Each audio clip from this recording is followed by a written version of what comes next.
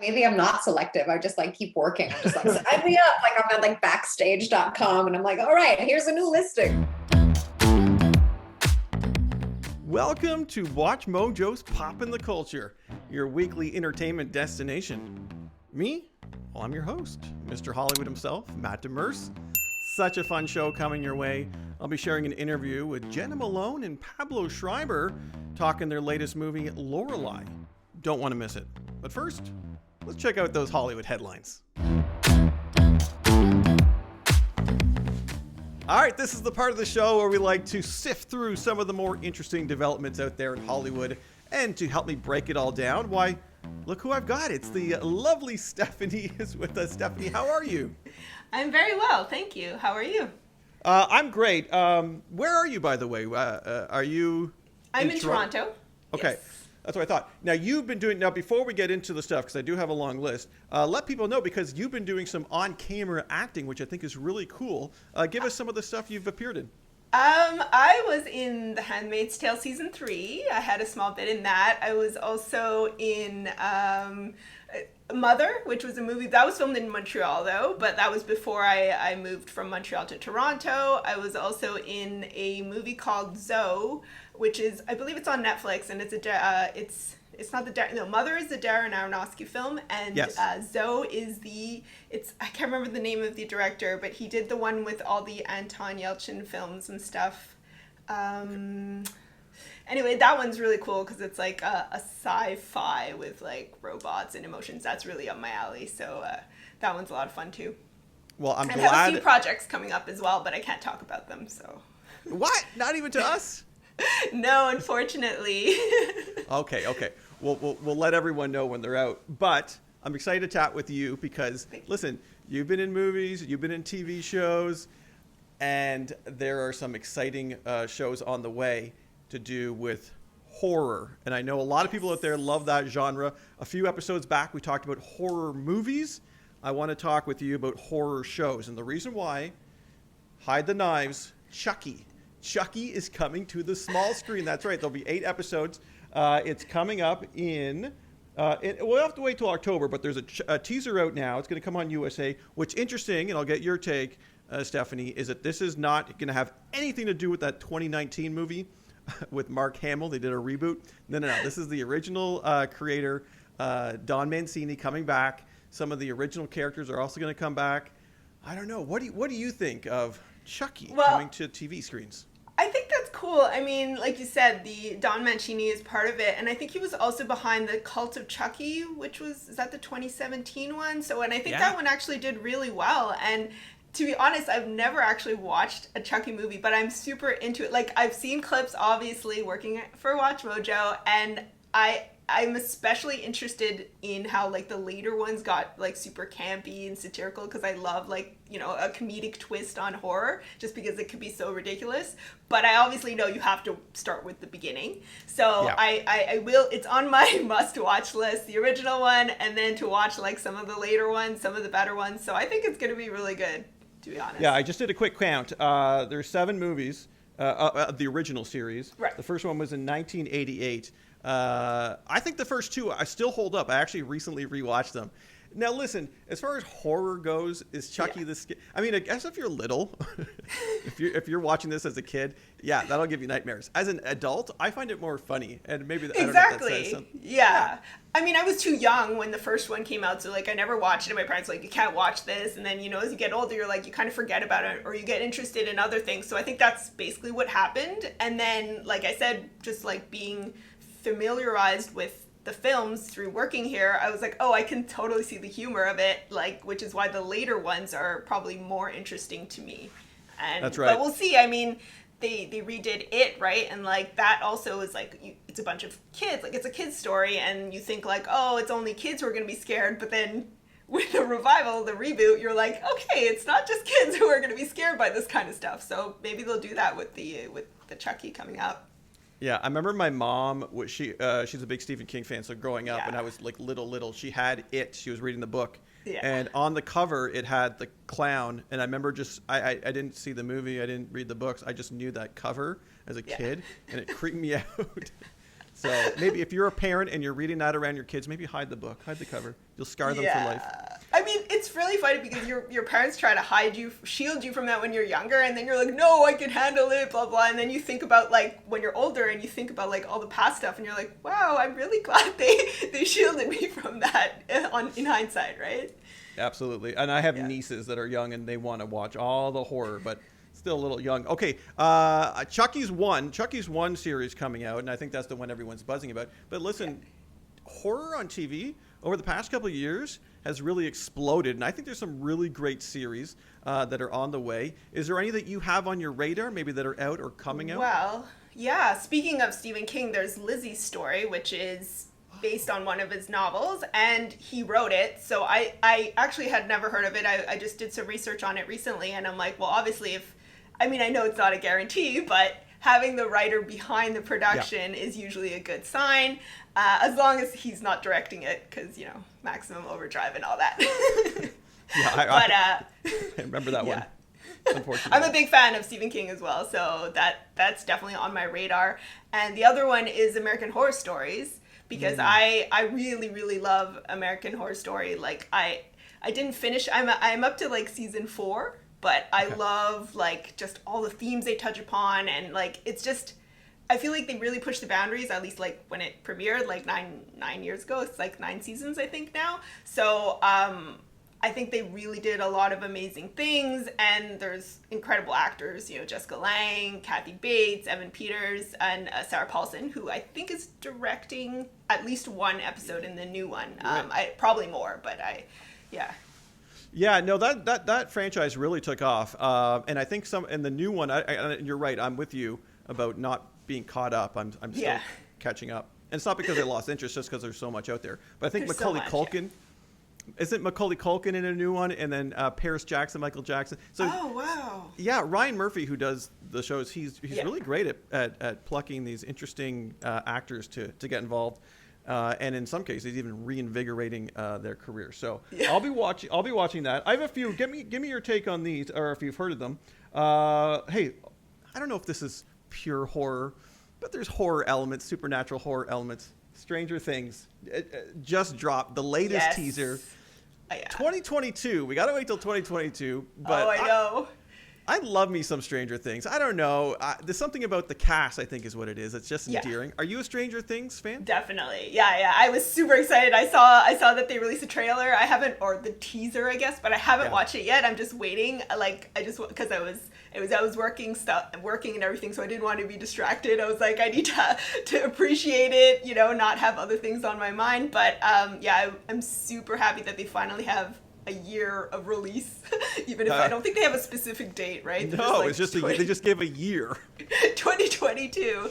I think, yes, definitely the kids, the acting is amazing, but the 80s, obviously, like, there's that huge nostalgia factor as well that I think a lot of people appeal to a lot of people, and of course even the adult actors, right? Like Winona Ryder David Harbour, like yes. Absolutely. But what's strange is if you go back and watch the first season or clips of the first season, see how young they are, it'll blow your mind. They're so young. I wonder. I mean, I guess they're gonna have to address it, but I mean, they'll have to. And there was an extra long delay that they didn't plan for because of the pandemic, right? So that'll have to be in there somewhere. They'll have to do it. They can't just pretend. Okay, I have 2 others. I'll go through them quickly because they're interesting. Brand new cherry flavor. Okay, people probably don't know what the heck this is. It's coming to Netflix. Watch the trailer. August 13th it comes out, so we're getting there real quick. But this looks good. I don't know if you've had a chance to get a sneak peek of this. I just went on the IMDb page. Is that the one, like, with the filmmaker? Yeah. Set in Hollywood. It's right up my alley. I'm so excited for that. And then another one that we just got the first taste of it as part of a trailer is for Why the Last Man. This is based on a comic book that I read that I really enjoyed, a graphic novel. Now it's coming out September 13th on FX. Really interesting. It's got some Walking Dead vibes from that trailer, but it's really interesting. Something happens that wipes out all men in the world except for this one guy. And he has a monkey, right? Doesn't he have a pet monkey? Yeah, of I course. auditioned for that, so Oh. I am familiar. But yeah, Is that one of your upcoming projects you can't it tell is. us about? It is not. Oh, Well, yeah, but I auditioned for. Anyways, yeah, that looks really cool. I actually didn't realize the trailer was out for that, so Yeah, check it out. That would be on my list. Absolutely. Okay, speaking of things that are coming out and in development, why Teenage Mutant Ninja Turtles are coming back. There are reboots, and yes, reboots with an S, because there are 2 in development. I want your thoughts on this, because one was announced with Seth Rogen, who is going to be doing an animated Teenage Mutant Ninja Turtles movie with his writing partner and team behind it. And I thought that could be really interesting, because I don't know, his movies are really enjoyable. I think putting that juvenile humor to work with the Turtles would work well. Now, the second one that just got released, not 100% sold. It's Colin Jost and his brother Casey. Colin, we know from Weekend Updates on Saturday Night Live. So they're doing a live action Teenage Mutant Ninja Turtles for Paramount. Now, here's what, and I think that's fine. Like, I like Colin Jost. I think he's a funny guy. Michael Bay is not directing, but he's producing. And Michael Bay did the last iterations, and to me, it was too much Michael Bay, not enough of the Turtles that I love, because I'm a Turtles guy. I grew up in the 90s. What says you, Stephanie? Well, I definitely watched like the first animated one, the late 80s, early 90s, so I was a fan. I had action figures, you know, Michelangelo was my favorite. My sister had Donatello. Yeah, Cowabunga! Michael, the party guy. Yeah. So I was into it back then, but I had to watch the live action movies too. But again, that's like within its time, right? Like the 90s movies. So I haven't watched them since then. I can't really say how well they've aged and if they would be of like interest to me really right now. I mean, I'll still always love Michelangelo, of course, but I know like you said, like the Michael Bay ones, like I know kind of all the stuff that went around it and like the alien plot that was like removed in the end, right? Like all the controversy and stuff like that. Yeah, so he was going to make them aliens, not mutants, which is in the he's going to change the whole story. You can't do that. It's not aliens. Yeah, you can exactly. I mean, I'm glad that didn't happen, right? As far as I know, they didn't end up doing that in the movie. It was just kind of like rumors or. If you were to pick the Seth Rogen one to watch or the Colin Jost one, just based on who's attached. I would pick the Seth Rogen one just because, like you said, like, you know, the people behind Superbad and Seth Rogen also produced The Boys, which is an amazing show, shot in Toronto as well. And so he has a lot more street cred right now. I don't know. Like, I mean, he's got a lot of, like, so, yeah, I would definitely pick that one if I had to choose between the two. But I don't want to say, like, no to the other version as well, like, right away. We won't say no, Colin, but you're right. Street cred and geek cred is what Seth Rogen's got. So, okay, we'll keep our eyes on that. We'll keep everyone updated because, like I said, I am a big Turtles fan, and I got my fingers crossed. And it's kind of exciting that we got 2 movies coming out. All right, I had to add an additional topic because basically I need an excuse to talk about this actor, and I know for a fact that you're a big fan, and I'm a big fan. I'm talking about Keanu Reeves. How big? Scale of 1 to 10, Stephanie. How big of a fan? I don't want to like out myself too much, but 10 is probably not high enough. Explode off the chart. Hey, I'm just, and correct me if I'm wrong, I'm just picturing something. Is there a photo of you with him? Am I making that up? Did you actually meet him at one point? I've met him like as a fan at TIFF, the Toronto International Film Festival, but I was also like I was a featured extra in John Wick Chapter 2, so I met him more than once. Like I worked with him, so yeah, I mean that's like a dream come true, being a fan and an actor, like, you know, like double. So John Wick Chapter 2, I'm like in the middle. I don't know if I mean, you obviously, I don't think we knew each other then, so like it's a scene during a montage scene because they did some reshoots in Montreal for that. And it's a montage scene which is in Place des Arts. Like they shoot it in the subway, and then they also shoot it in the old port. And I play the girlfriend of the sumo wrestler. So I'm sitting beside him. Yeah. Okay, the reason why I was bringing that up, that you would have met him, is his reputation of being an incredibly nice guy, down to earth. You know, you see all the memes of him just being a regular guy, being incredibly nice, and the things, his quotes so inspirational things he says. From your, from what you saw, first person, what do you think? Yeah, he definitely lives up and more, I would say. He was like, when I met him at TIFF, it was like at the end of his meal, like we made sure we didn't want to bother him in the middle of his meal.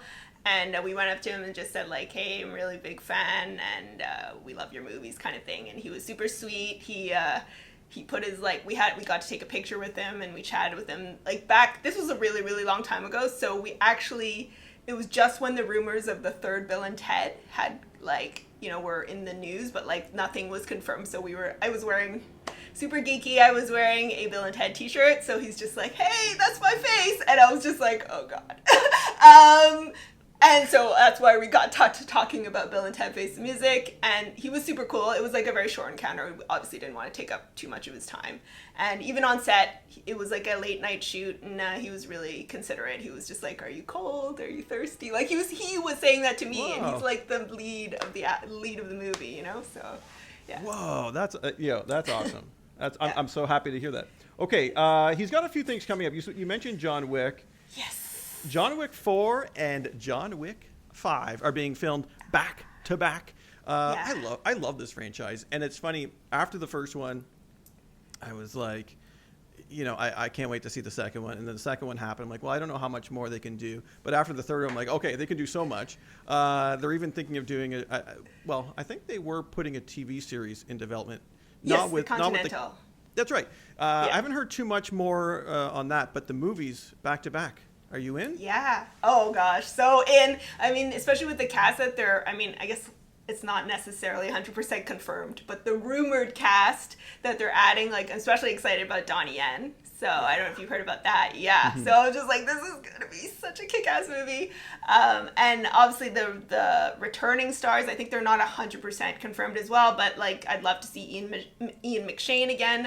I've been watching American Gods. Yeah. So, who else? There's a few others, but again, they're like all... Bill Skarsgård, speaking of it, I think he's also one of the to be confirmed cast members. Yeah, and I love just the stylization of those movies, just the choreography they come up with. They call it gun fu with the big shootouts. It's done so well, and I love watching. I'll always buy like the 4K Blu-rays, and I hope they don't stop releasing those. Because I like watching the behind-the-scenes extras to see how they put those scenes together, because it's just mind-blowing, the work that goes into it. And Keanu Reeves does all his own stunts. Well, most of his own stunts. And he's always in for everything. Okay, I'll just mention a few others. I mean, The Matrix, I can't not mention The Matrix. That's on the release schedule for December. Yeah. The Matrix was and still is my favorite movie of all time. Oh, really? The first one anyway. I have to clarify, the first one is my favorite movie of all time. The sequels, I need to rewatch them maybe, but I didn't like them. I was super excited for Matrix 2, obviously, because Matrix, the first one was so amazing. But I thought the second one was fine. The third one, I kind of blocked out. It was disappointing. And I think you're right. I think, because I did do a recent rewatch. Because I bought them and they released it in 4K, restored, and it was really wonderful. And the first one, I was like drooling how good it was, and then remembering all the excitement with it. And then the second one came, and I'm like, okay, there's still some good to it. And by the time the third one was done, I was like, all right, let me just take a walk. Yeah. But I have high hopes for this regardless. Despite the past disappointment, I'm just like, no, this is going to be good. There's not much known about it. I don't even think they've announced an official title. Can we get a trailer? Something. Like, we don't know if it's a prequel, a sequel. Are they, like, retconning everything? I'm like, I would like to retcon maybe the third one. I don't know. Get us a trailer. I'm going to call them every day now. I'm going to call Warner Brothers and be like, trailer at Matrix? No. Trailer at Matrix? No. And I'll make that my mission to get it. The only thing about that is, like, I don't think Lawrence Fishburne is supposed to be in it, so it's like, that's a little... Oh, no? Like, yeah. I mean, I don't know for sure, but I think when I was following the news, he was not one of the ones that they sort of announced or confirmed. Which is interesting, because he's in John Wick. That's true. Which is great. Okay, last one I'll mention, only because it's really cool that it's his Keanu Reeves comic book. Yeah. Berserker. I actually got the comic. I haven't read it yet because I I don't know if I want to read it because I got the special edition gold foil. Don't know if I want to put my fingerprints on it. Maybe I'll buy another copy. But it looks cool. And he's saying that he wants to be in it. They're making an animated movie about it for Netflix. He's going to voice the character as well. I don't know. What do you know about this? Because I think that's an interesting character. It looks pretty badass. It's supposed to be another really badass killer, if I'm not mistaken. I don't know too much about this one just because I was trying to like avoid spoilers. I haven't bought it either. I haven't read it, so I just know like really peripherally what that is or what it's about. And so besides what you're saying, like you haven't even opened it either. But I mean, it's really cool that they're gonna make a show about it.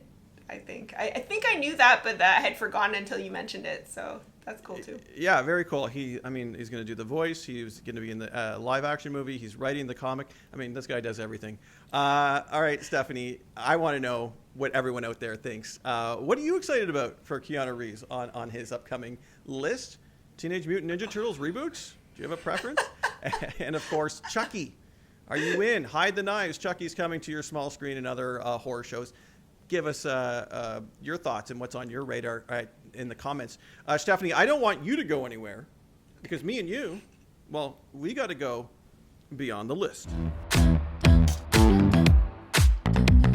All right, Stephanie, so what I've done is I've dug deep in the vast archives of WatchMojo and I pulled out a list that I want you to help me go beyond with, meaning some further insights, our personal opinions. And I think this one's going to be pretty interesting, especially with your acting background. This list today is the top 10 terrible performances by otherwise great actors. Oh, you hate to see it. Actors that you know and love and are usually, pretty spot on in their performances sometimes can give us some stinkers. Maybe it's not the case. And I want to be honest, when we go through this list, I mean, WatchMojo rarely gets it wrong, right? They're the key for getting these lists together, but I want your personal opinion. Okay, so these are performances that just didn't turn out so good. They're generally rather respected. Okay, number 10 on this list, Ben Kingsley. He's a fantastic actor, an award winner. What movie was he bad in? Well, it was something called Blood Rain in 2015. I vaguely remember, but it's surprising that Kingsley can give us a bad performance. Have you seen this? I haven't seen it, and I know the only thing I really know it's a video game adaptation. Yeah. So, and I mean, video game movies have a rep for being bad in general, but obviously there are exceptions. But this one, I'm surprised. Like, I was really surprised to see like Ben Kingsley in a movie like this. But I'd be interested to hear what you have to say about that. Well, like I said, I vaguely remembered it, and I just took a quick look. And I think I know why this movie's not so good and maybe his performance wasn't so great. It was directed by Uwe Boll. That's right, yeah. Who did just so many of these video game adaptations. We actually talked about him a few podcasts back. And I think that explains everything. I'm not sure if any actor's got a good performance with him behind the directing chair. So poor Ben Kingsley. If you can't get Ben Kingsley, like a good performance out of him, like what are you gonna? Yeah. Exactly. Okay, number 9. I don't know if this is the director's fault or the actor's fault because I think maybe he took too many chances that didn't pay off. Maybe it wasn't right for the character. I'm talking Jesse Eisenberg at number 9 for Batman versus Superman, Dawn of Justice. He played Lex Luthor. He played it very oddly. So for me, like I'm a huge Superman fan. Like I've watched a lot of Superman like related TV shows and movies and stuff. So like I had a lot of like high hopes for this, and I knew like I seen the trailers and heard what people were saying about it, but I still wanted to give it a chance. And in the end, I don't know if it was just like it. Like, it's not, like, amazing, but I don't think it was as bad as everyone was saying. But I thought it was interesting that at least they wanted to do something different. Like, he tried. It obviously didn't work very well. But I don't know if it's, basically, I just don't know if it's, like, the worst performance. Maybe it's the worst of his performances considering what he's done, which is why he's on this list. There's a scene with a starburst that's odd. Or was it a Starburst? Or a Jolly Rancher. The Jolly Rancher. That's what it was. Yeah. Okay, number 8. Natalie Portman, another Oscar winner. I mean, I could have saw this coming a mile away. Anyway, it's the Star Wars prequel trilogy, all of them. Yeah, not so great for Natalie Portman. But again, it seems like that movie just stilted a lot of actors. Maybe it was all the green screen. What do you think it was? I mean, the dialogue didn't help. There's always that scene, the sand scene. No, So, I mean, it's probably like a little bit of everything. And I feel like also the added pressure of it being a Star Wars movie, like even just the first one, right? Like the first one in how many years? There was a huge gap. So like they had all this pressure, and then they had all these like actors, and they had to get everything right.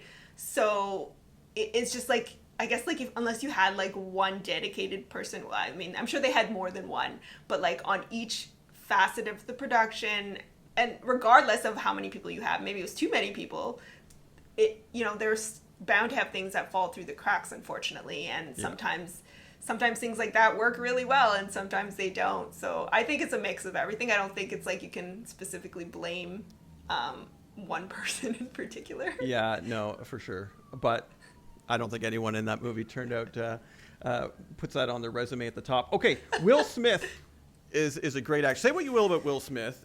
Funny guy. He can do the action. He can do drama. Honestly, what a great actor. Not so much in After Earth. This was an M. Night Shyamalan movie. He was in there with his son. And I like some M. Night Shyamalan movies, and then some I loathe. He's so consistently inconsistent with me, which is so odd. But this one just didn't do it for me. Did you end up seeing this with his son? They tried. Yeah. I did. I love Will Smith.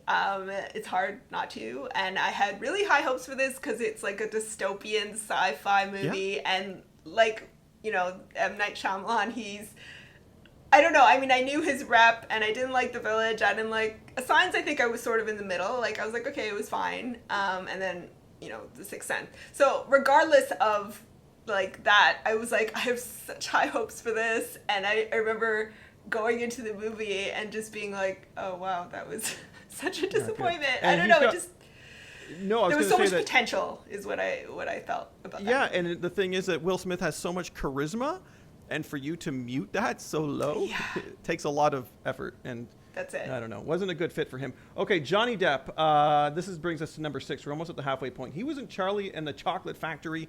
He did an odd performance. It was almost Michael Jackson-esque, is what he said. He was kind of modeling it after. I don't necessarily agree with this because I kind of enjoyed the fact that he was doing something different than what our original Gene Wilder did. Gene Wilder, yeah. He took it in interesting. Johnny Depp's one of those actors that he always takes chances and he always gives you an interesting performance. Kind of like Tom Hardy nowadays. You never know what you're going to get with him. So I kind of respected that. And I think his eccentricity kind of worked for this movie. So I'm not necessarily in agreement. What do you think?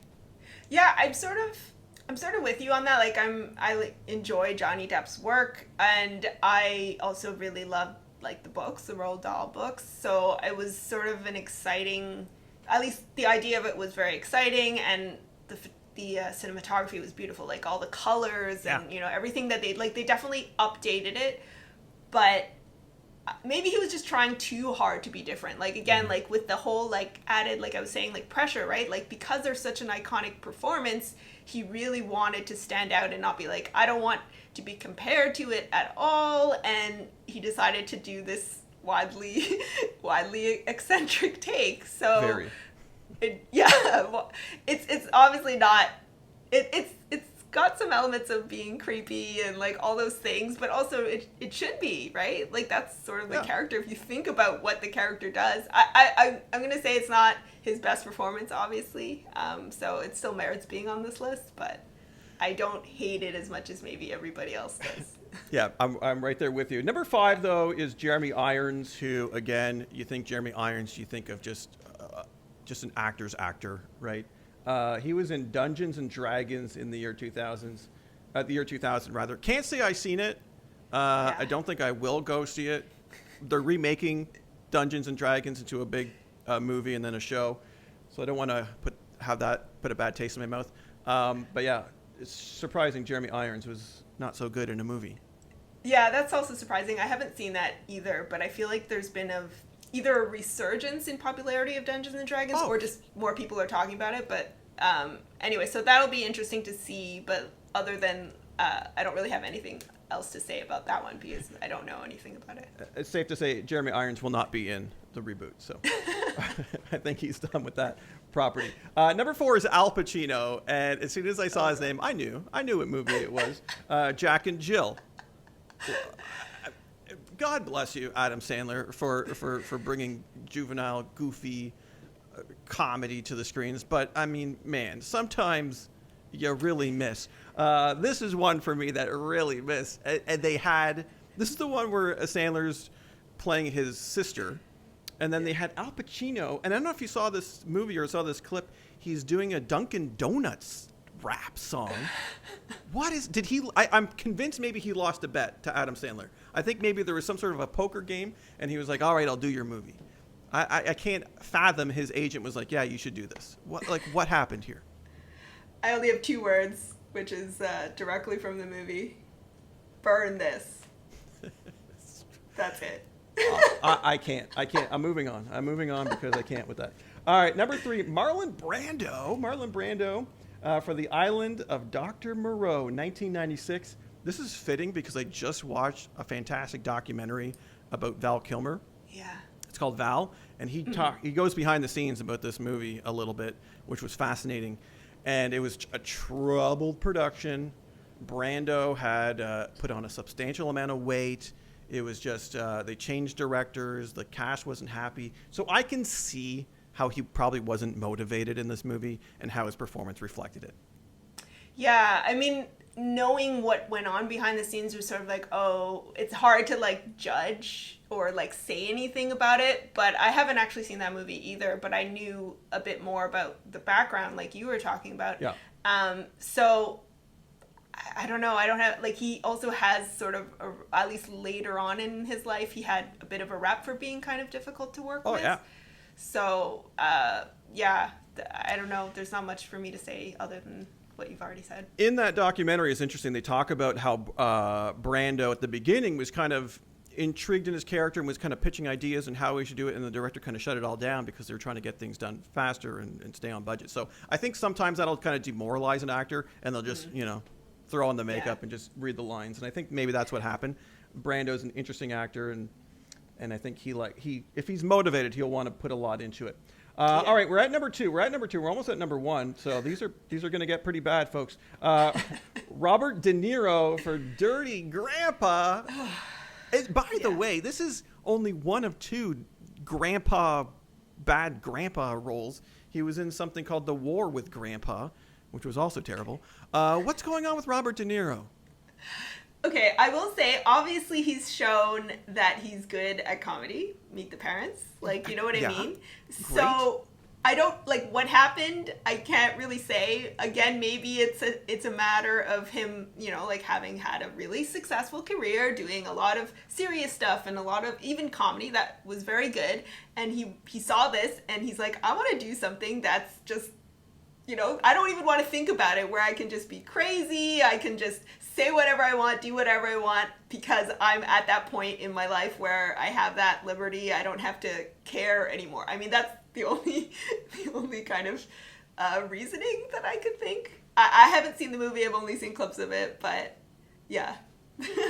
Okay, I don't know if you're ready for number 1. I had forgotten about it. I watched a trailer to refresh my memory, and then I was like shaking my head the whole night. It's Gary Oldman in a movie called Tiptoes. It came out in 2003.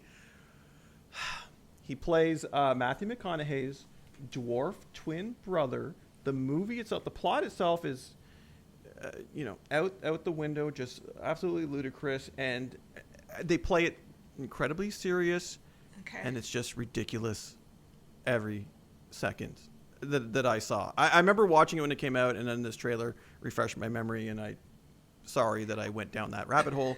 What do you make of Gary Oldman in Tiptoes? I don't know this movie. I had to look it up as well beforehand, and it was completely appalled. Like, I was just like, how? I mean, he's also 11 years, like in real life, he's 11 years older than Matthew McConaughey. So, I mean, not that he looks so much older than him, but like to add to everything else, right? And so it's just, it's shocking that a movie like that was made and they thought that it would make it believable. I don't know, maybe it's not so shocking, like if you think of, like, it was 2003 you said, so maybe like in the late 90s we had a lot of ridiculous movie premises. I'm just thinking of like what's the movie with Arnold Schwarzenegger and twins? Oh, like, twins, yeah. You know what I mean? Like maybe it was like kind of, they're like, well, something like this worked and maybe we could try something like this, except that one was obviously a comedy and this one is a drama, so I don't know where that came from, like where they were like, yes, this is a good idea. Absolutely ridiculous. Okay, if you guys out there know of any other great actors that put out some not so great roles, drop it in the comments. We want to hear it. All right, and if you want to watch that list, by the way, well, you just click on your screen and you can check it out. The WatchMojo lady herself, Rebecca Brayton, did the VO for it, our voiceover. And Stephanie, I can't thank you enough for joining me here on today's program. Oh, you're very welcome, and thank you for inviting me. All right, everybody, it's time to check out my Mojo Chat of the week. All right, every once in a while, a film comes along and gives you a big old gut punch right in the feels. And folks, Lorelei is that film this year, and I'm so excited to be chatting with the stars of the film. We got Pablo, we got Jena. How are you guys doing? Doing great, thank you. Wonderful. Yeah. Listen, am I right about this? People should have, because I know I did. I needed the tissues on hand watching this movie, right? Well, it's really sweet that that's what came up for you. Yeah. I mean, I think hopefully at the end of every human experience, there's something that is a release, right? Whether it's laughter or crying or whatever comes, but yeah, it is very moving. So I'm glad that that was your experience. Pablo, back me up. But you, right? It'll get you. It's okay to cry, man. It's okay. Yeah. Hey, there's a lot of themes, and we'll get into the themes of the movie. But let's talk about what drew you guys to these roles. These are really great roles, and you do fantastic performances. We know that our director here, it's her first feature directorial debut for Sabrina Doyle. Great stuff. The performances elevated, through the roof. So let's start with Jena. What drew you your filmography is, it's like a phone book, so many listings. Are you selective? What about this made you select it? I love that. Yeah, maybe I'm not selective. I just keep working. I'm just sign me up. I'm at backstage.com and I'm like, all right, here's a new listing. Yeah, it was an incredible script. Sabrina Doyle wrote an incredible script, and she had a beautiful vision. And I think that's all it really takes, besides being incredibly patient and courageous as a first-time filmmaker. And yeah, I think that if I had just read the script and met her, and she didn't have such a really deep and beautiful understanding of who these characters were and where she wanted to go, then I think it would have been a little too terrifying to work with someone that didn't understand the story that they were telling. But I was really thrilled to where she wanted to go with it and how she wanted to, push these characters. And yeah, it was exciting. It was sort of an easy yes for me. Pablo, what about you? Well, what about your character? Because man, what a journey. Well, for both of your characters, but your character in particular has a lot going on. There's a lot going on. Yeah, I just felt when I read it, I felt it was just a beautiful piece of material that felt very complete. And I loved all the elements of poetry and magical realism and lyricism throughout, it read like nothing I had seen before. And it felt like a real opportunity to be involved in somebody's feature debut that had a very clear idea of what they wanted to accomplish.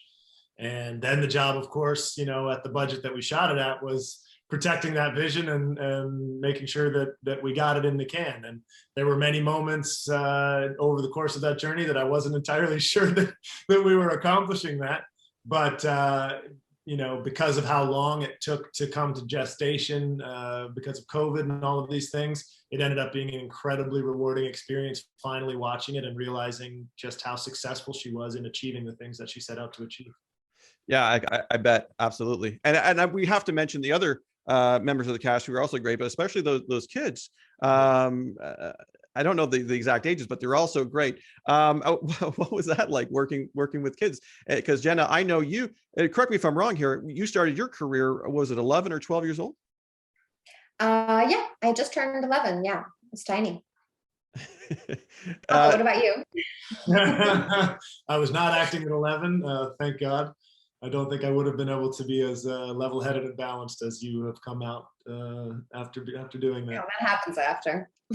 I was playing video games and reading comic books at 11. Who we You kidding? can still do that and be a storyteller, honey. There's a whole wide world of, But how was it working with these kids? They're amazing. Parker is the youngest, Amelia is the middle, and Chancellor is the oldest. And they're all just such unique kids. Each one so different from the other. That was one of the coups of casting, I thought, is that it really told the story that these were three very different kids, all with different dads, and you could see the different DNA in all of them. And they just tore the roof off with their performances, man. It was not always easy, as they're all first-time actors, and so they were all learning as they went, and it was a big mission for Jena and I to provide a comfortable atmosphere for them to succeed in. But boy, did they succeed with flying colors. Yeah, beautiful. Absolutely. The themes of the film. Let's delve into a little bit without giving spoilers, of course. I know for me, there's a lot of movies lately that are touching on the American dream and what really that is these days, right? Because I think it's changing. I think this is another movie that does that or poses that question. Agree? Disagree? Yeah, I don't know. I hadn't thought of it. So, I mean, that's the sort of magic of film, is that people get to experience and see what they get from it is equally as valid as what I got when I first read the script, So, yeah, I mean, the death of the American dream, the wanting to let it become its own thing. I mean, the sort of long residue of what it was, and then sort of calibrating and trying to allow it to have a little bit more of a human tongue. I mean, these are definitely traditionally very dead-end characters, and I think that to be able to have those types of boxes, and you just keep getting to sort of take off the lid and keep unveiling and unraveling and allowing them to find joy and thrive despite, the craziest or hardest circumstances is really, I mean, that should be part of the American dream. It isn't always, but I mean, amen. Yeah, and I love a movie that when you're done, you kind of ruminate what you saw, and after it doesn't, maybe not the next day, maybe not the day after, but even a week later, you're like, oh yeah, I take this away from that movie. So, and this is one of those. Pablo, I wanted to ask you about, because I think I read this, and you can correct me if I'm wrong about this. You did a body transformation for this. Is that true? You gained a substantial amount of weight to give yourself that? I hesitate to call it a body transformation.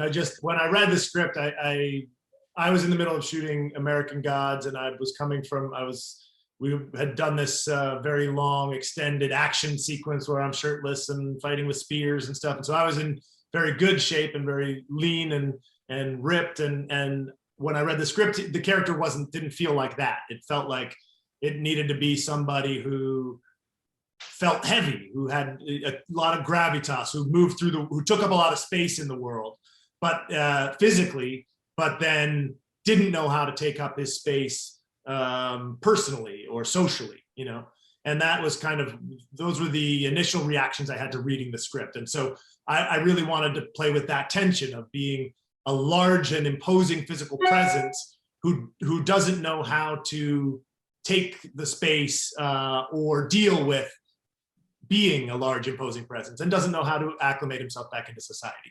So yes, being large, physically large, was one of the goals I had to come in. So, but that was just joy and fun. I was coming from being lean and shredded and watching my diet to getting to eat hamburgers and beers and ice cream at every single meal. So, I hesitate to get too serious about calling it a transformation. I just ate my ass off. Well, it added to the authenticity. So I think it worked. All right. Well, I appreciate your time. And Pablo, before we go, I'm going to save myself some hate mail, because we here on WatchMojo, the audience loves some Halo. I know you probably can't tell us anything. Can you give us a crumb? You're in that new Halo series, right? Coming next year. Anything? Well, we just finished shooting the first season about a month ago, so it'll be on the air next year, 2022. That's all I can give you. All right. Well, hey, we'll take it. And Jena, we'll be watching your next projects as well. Thank you guys so much. Lorelei is available here in Canada on demand. You can rent it, you can watch it, and trust me, you'll love it. Thanks, guys. Theaters, yeah. Thank you. Bye. Appreciate it, everybody. Cheers. Well, that's going to do it for another episode, everybody. I want to thank Stephanie. I want to thank Jena and Pablo for sharing their time with me today. And thank you for watching and listening. And remember, if you got something you want me to talk about, specific genres, TV shows, movies, anime, comic books, drop it in the comments. Till next time, I've been Mr. Hollywood, Poppin the Culture.